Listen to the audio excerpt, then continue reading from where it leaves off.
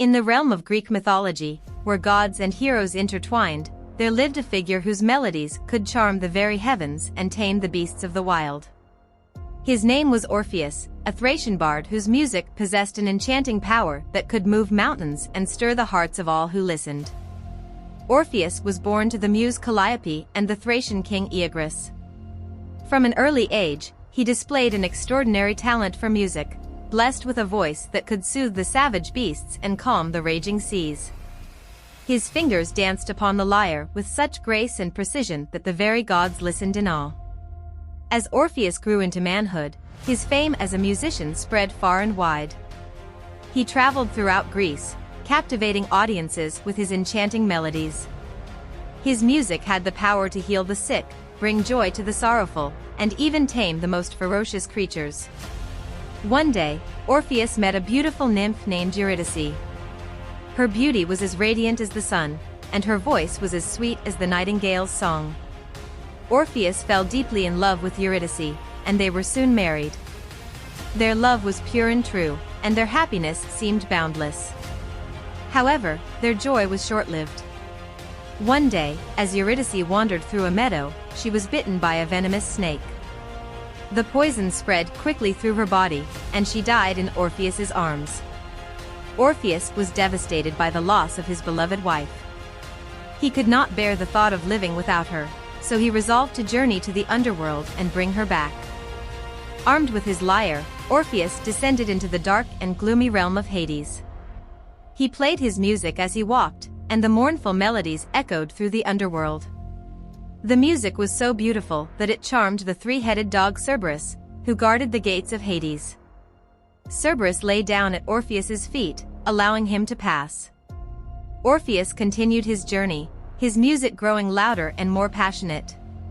He encountered many terrifying creatures in the underworld, but his music held them at bay. He passed by the river Styx, where the souls of the dead waited to cross into the afterlife. Charon, the ferryman, was so moved by Orpheus's music that he agreed to take him across the river. Finally, Orpheus reached the throne of Hades, the god of the underworld. He knelt before Hades and pleaded with him to release Eurydice. Orpheus played his lyre, and the music filled the throne room. Hades was deeply moved by the beauty of the music and the sincerity of Orpheus's love. He agreed to let Eurydice go, on one condition: Orpheus could not look back at her until they had both reached the surface of the earth. Orpheus agreed to the condition and began to lead Eurydice out of the underworld. He walked ahead, his heart pounding with anticipation.